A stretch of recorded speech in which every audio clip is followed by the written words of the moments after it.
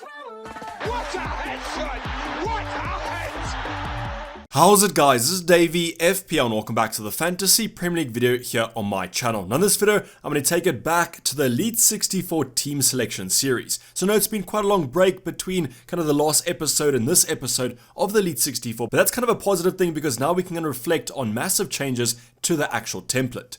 So if you guys are new to this series, I don't exactly know what this video is going to be about. Well, I basically made a Python script that tracks the ELITE64 mini league, and in this video I'm going to cover the kind of template and transfers I think these elite managers are going to make. The ELITE64 is FPL General's own invitational league. There are also some qualifiers for the main league, but basically what the league is, it's 64 very good managers. So luckily, I'm actually a part of the ELITE64, being a member for about 3 or 4 seasons after my 22nd in the world finish. If you guys want to qualify for this mini league, there's qualifier leagues, and if you're in FPL General's own community league, the winner of that gets an automatic entry. So in this video, I'm going to first cover off the template from goalkeeper to forwards, detailing the top 5 or top 3 most owned options within those positions. Then we're going to go over captaincy and then finally the team selection for the template. So if something you guys are interested in, sit back, relax, and let's get straight into it.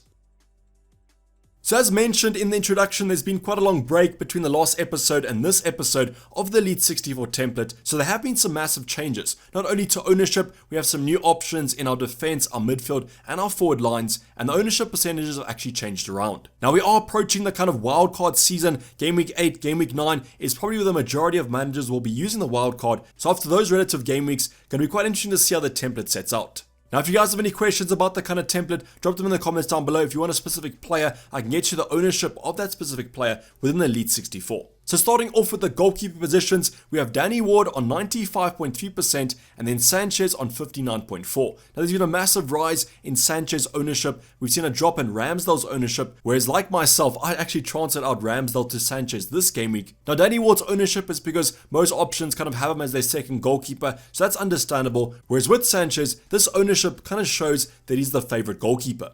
So if you guys don't have some Brighton defensive coverage, I'd recommend getting some nice fixtures coming up, which we will discuss, but Sanchez as the main goalkeeper is providing that clean sheet coverage. Now with Danny Ward, in terms of the Game Week 8 and Game Week 9 wildcard, I've actually seen some activity over on Twitter recommending him as the goalkeeper because Leicester have some nice fixtures coming up. Now I probably wouldn't recommend that, but as you guys can see, the ownership is there, so if he has a great fixture, you can always take him off the bench. We're then going to move on to our defensive department, and as you guys can see, the most highly owned option, Trent Alexander-Arnold, but he's still not owned by 100% of the ELITE64. Now to be honest, I think that one manager or two managers that don't own Trent probably have had it good these past couple of game weeks because Trent hasn't performed since that massive haul a couple of game weeks ago. But still, I think Trent's a great option. Liverpool still has some nice fixtures coming up, but what will be interesting to see is if managers still stick with Trent over that tough run of fixtures from about Game Week 9 to Game Week 11.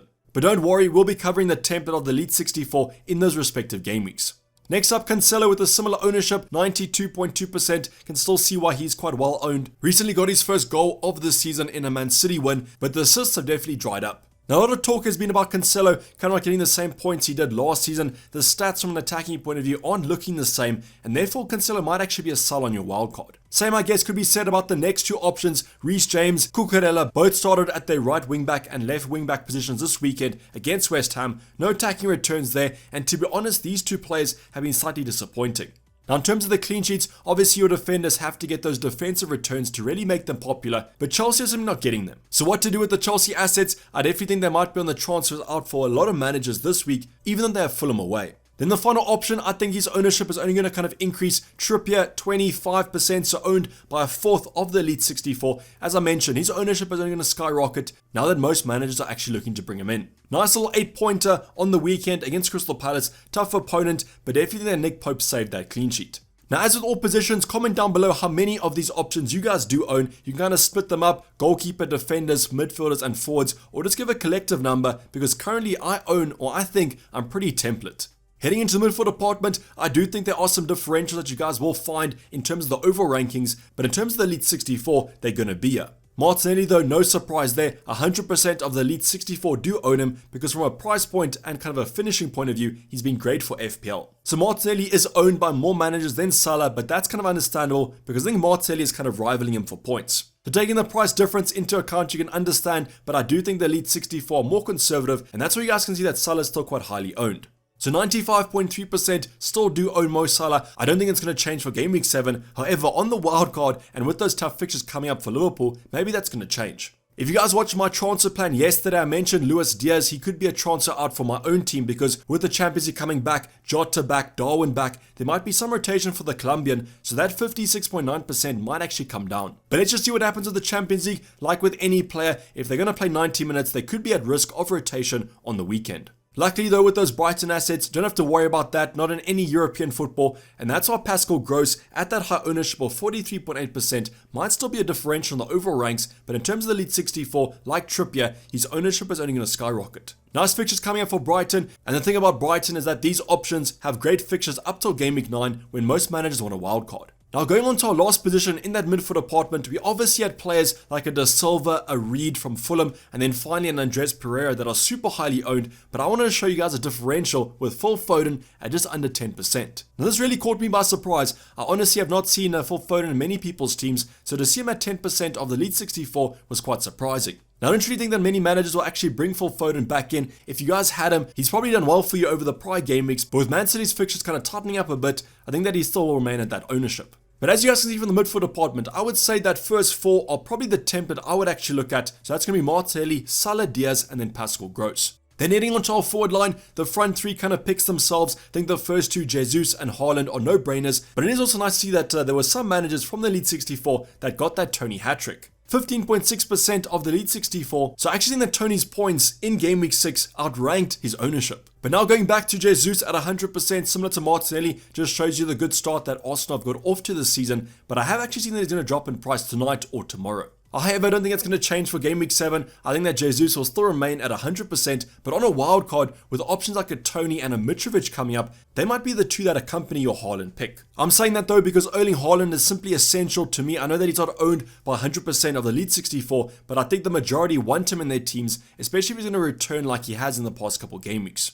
So the exact same ownership as Salah at 95.3, so that similar amount that don't own Salah might also not own Haaland, and they might be going for a differential season or something. But that forward line, as I mentioned, kind of picks itself, but if I was to recommend another option, I'd probably say Mitrovic, and I suspect his ownership is only going to skyrocket after Game Week 8. But this is going to wrap up the kind of template. Some surprises in here, but as I mentioned, most of these picks, it's nice to see that the ELITE64 are jumping on these bandwagons, such as a Trippier, a Pascal Gross could do well, and that 15.6% that own Tony. Congratulations on those picks, guys.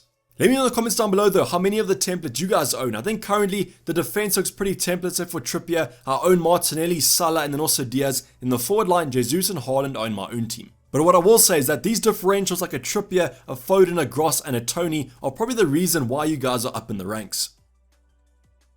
Now before we get on to the team selection, which I will be doing slightly differently to how I've done it in the previous episodes, I want to talk to you guys about the captaincy for Game Week 6. Now the reason for this, I know it's the previous game week, but I kind of want to give you guys an insight into the minds of these elite managers. So on screen right now, you guys can see the two captaincy options. The first one, Haaland at 79.7%, and the second one, Mo Salah at 15.6%. So what I want to show you guys here is that the majority of the ELITE64 actually went for Haaland this week. Now it will be interesting to see how Game Week 5 kind of compared to this, because I personally feel that Haaland was the easier option for Game Week 6 than Game Week 5. So fortunately, about 80% of the ELITE64 went for the better option out of the two, but still 15.6 went for the reliable Mo Salah. Unfortunately, in Game Week 6, he wasn't that reliable. Haaland seems to be the one that might be slightly more reliable, at least this Premier League season. But what this does shows me that there is still a heavy bias towards going for Haaland, and I actually did think that more managers in the ELITE64 would go for Salah, as these managers are slightly more conservative sometimes. So the mindset might be changing here. Mo Salah might not be the conservative option anymore. Haaland might actually be the go-to captain to go for. But we will monitor this as it goes along. I suspect that Mo Salah will be the most captained option in Game Week 7, but if Haaland is guaranteed to start against Spurs, it will be quite interesting to see the split. But now finally going on to the team selection for the upcoming Game Week 7, and I've actually switched this around. So I won't be going for kind of a bench and then also a starting 11. I'm just going to be simply showing you the fixtures of the template, then I'm going to be discussing options that I think could be transfers out. So starting off with our goalkeepers, Danny Ward and Sanchez. No kind of complaints here. That Sanchez fixture on paper looks quite strong. I do actually wonder about the clean sheet though, because Bournemouth looked quite strong against Nottingham Forest. Now if these managers had to play a Danny Ward, I wouldn't be super confident. I think most managers might actually look to transfer him out. But as I said earlier on, Sanchez is definitely the option of choice in the goalkeeper department. Go on to our back line, we have Wolves at home for Trent, which looks pretty strong. Wolves have been struggling from an attacking point of view. Although Liverpool's defence does not look as good as possible, I do still think a clean sheet could be on the cards for Liverpool. We then have Spurs at home for Cancelo, a tough fixture. Spurs always seem to do well against Man City, but I still do think most managers will keep Cancelo because of his attacking and his defensive threat. But now going on to two options that I think will be under fire, Reece James and Cucurella. Fulham away seems to be a tough game this season, and Mitrovic is always guaranteed to score basically. Now, will Cucurella actually start after Ben Chilwell's good performance after being subbed on? Who kind of knows? It seems like Tuchel still thinks that he's not fit enough to play, so Cucurella still might hold that left wing-back slot. But let's just see what the press conference has in store for us on Thursday or Friday, and Chelsea also have that Champions League game coming up. Then finally, Trippier, West Ham away. Tough game, I guess, on paper. West Ham not really playing that well, but Newcastle's defense looks next level. So as mentioned earlier on, I think Trippier's ownership will only skyrocket, and he's definitely a transfer in. Then going on to the midfield department, we have Arsenal against Everton at home. A tough game, I think, more from an attacking than a defensive point of view. Do actually back Arsenal to rebound after this loss to United that they just experienced. And Martinelli just on such a good attacking form that I do still expect him to get some threat. Then the two Liverpool assets, both with that Wolves at home fixture. I do actually favour this fixture from a defensive than an attacking point of view, as Wolves can always be quite defensive on their day.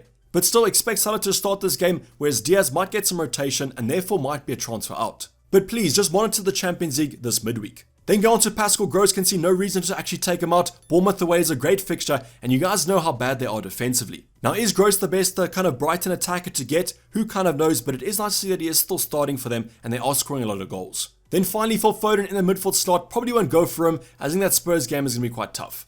Going on to our forward line though, if Haaland does start this game, I do still expect him to do well, and therefore could be a captaincy consideration if you guys want to go for it. Jesus against Everton, as mentioned, as Martinelli. Arsenal on great form, expecting to bounce back. Everton is a tough game, but at least this is a home fixture. And then finally, Tony. Tony might actually have the best fixture of the game week. Southampton away, red hot form for him. Brentford looks strong. Southampton don't look that great defensively, so I'm expecting Tony to do quite well. So definitely, this might actually be the week of the differentials yet again. A Trippier, Gross, and a Tony have great fixtures, where some of the more popular options actually have some tough ones. In terms of transfers, as I mentioned, Luis Diaz might actually be a popular transfer out if he does play against Napoli in the midweek. Otherwise, a Cucurella and a James might be on the chopping block for someone like a Trippier.